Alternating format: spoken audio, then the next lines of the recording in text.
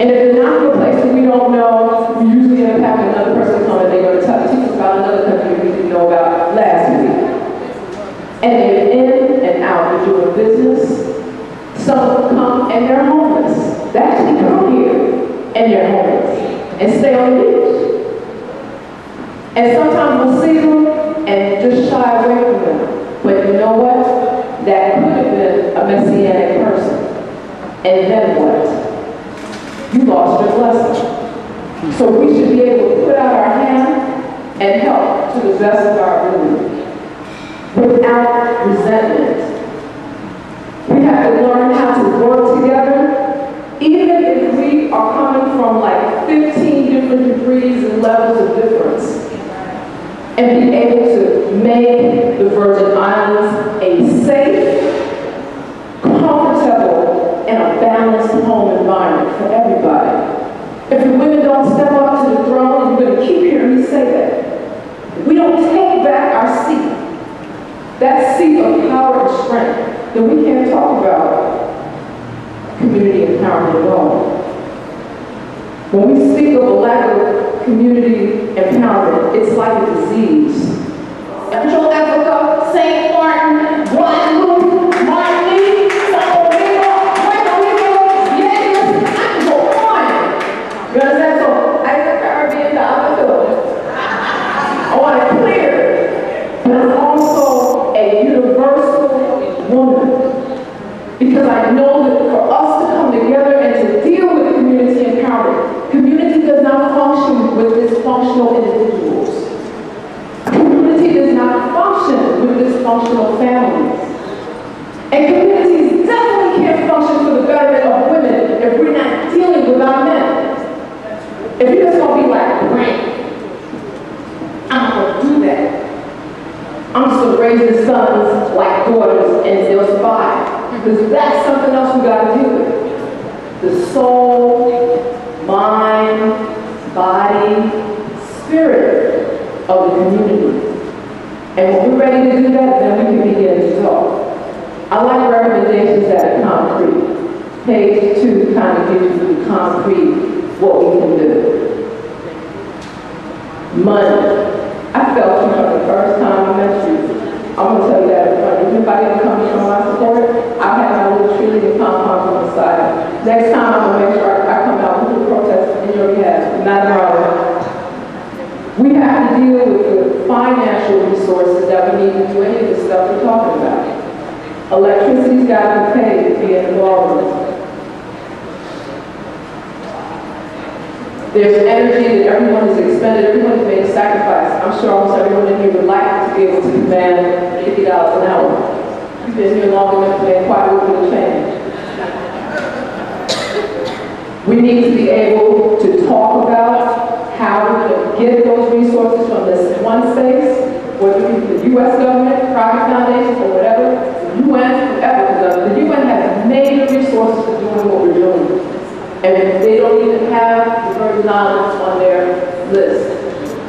So that's one of the things that I would recommend strongly as we're working within the commission. Because I don't think this is a I'm speaking and you're not part of the commission, because the commission is us. If we're talking about the status of Virgin Islands women, and you acknowledge that you are a Virgin Islands woman, then this means the work is on you as well. We have to establish whatever our empowerment agenda will be. Now, in the material that's given to you, there's a very clear agenda dealing with empowerment that comes from, what is it called? It's the United Nations Women's Rights Empowerment Agenda. It's very clear. We don't even got to make up anything new. They already tell us exactly what's happening globally, and we can make it more connected to what we're doing here. We have the coordination and management and strategic planning and implementation for youth involvement. Anything we do in the community, if we don't include our children. I know my biological children, they're verbal. I'm trying to save the community from my children's mouth. Understand? Because anybody knows my children will tell you, they will tell you. We need recreation, we need more educational resources after school, we need more opportunities to make money, we need more business so we can learn how to run our own company. That's what they're going to tell you. And we need to hear them. And we need to set up environments that let them do that. Because my son He's 18. I've never been arrested. I smoke nothing. And I get cussed because I only eat vegan food. He tells me straight out. And I'm not saying we gotta all be vegetarian. But I will say we need to be guided by spirit. Because if we don't keep that spark of that energy, because it's like current, then there'll be no power. So it'll just be men. Won't be no empowerment. Just men. You know what I mean? The other portion is that we need to deal with basic sustenance. A lot of times we talk about community empowerment and focus and so forth. We do not discuss our basic foundational needs. When I first started, I asked you to breathe with me, because that's something that we have consensus on. We can get up and breathe together. So we did a lot today. The other thing that we do, and we were doing it when we first came, we ate together. Now, it would have been a real lot if we had all local agricultural produce out here. And I'm not sure if I know there's some farmers here. I consider myself a farmer emeritus, sort of, because I don't have a choice in order to feed all the people that live with me. I have to grow food. I don't have an option. But we need to deal with agriculture. We need to deal with housing. Housing is serious. We're in the real estate business, because since I couldn't get a government job, I had to learn how to do real estate development, construction development, planning, urban development, training, homeownership. I had to learn these other things. I had to translate my teaching skills and translate my psychotherapeutic skills in that area. But we have to address that, because a lot of people, how many people already paid off their household? See, we already on the same page. We got to deal with clothing. What we wear affects how our children see us. If you're wearing a hacky-tacky little short pants that when you bend over, you see in every part of your gluteus maximus, that can pose a problem. And you would have sexual harassment issues manifested over and over again. If you got brothers that are wearing the stuff that you see in every crevice part of their prostate gland, you're going to have issues. It's going to be a problem. And we need to address that, because all of that comes back to our empowerment, how we see ourselves. Do we think about unity? Do we think about self-determination? That's another form of knowledge. Do we speak about collective work and responsibility? Do we talk about collective economics? To some people, this is going to sound very familiar. Do we talk about purpose? Do we speak about faith? Not speak about it in a hostile manner, but speak about it to bring liberty to everybody. We need to think on those things. With that, I'm going to share with you what my husband was kind enough to share with me when I was finishing this presentation.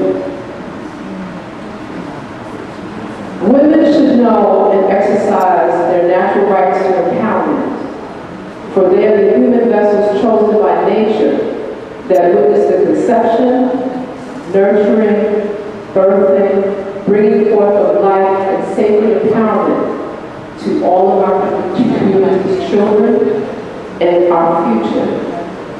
I need you to really hear what's being said, because it's the access to information, it's the utilization of different models, it's the acquisition of certain statistics to know what we need, what do we need to do, how do we make the governor address.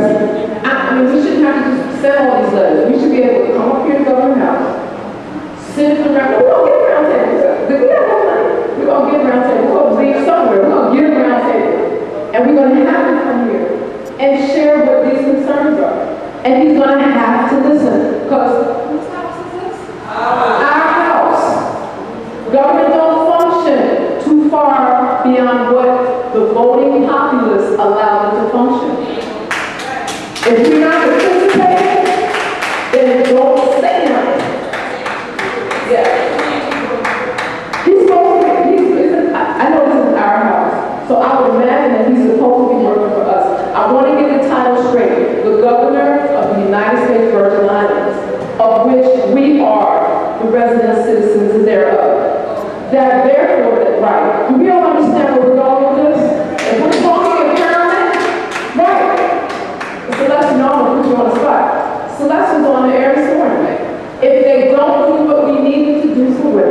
then we're going to let them know that the same women that are speaking now are going to take their place. Period. Now, that hurts some feelings, but we need to go forward, be empowered, live it, and don't talk about it as much. So, assignment number 1, all the information that's on the purple sheet, all the information that speaks of what are the universal, global concerns of women, women in poverty, the girl child, women in economics, and I can go on and on and on. Let us come together, look at some of the statistics that is available, go to these websites, and begin to strategize on the next time we meet, it's going to be twice as many of us. The next time after that we meet, we're not going to just plan the plan. We're going to live the plan and do what? Do what?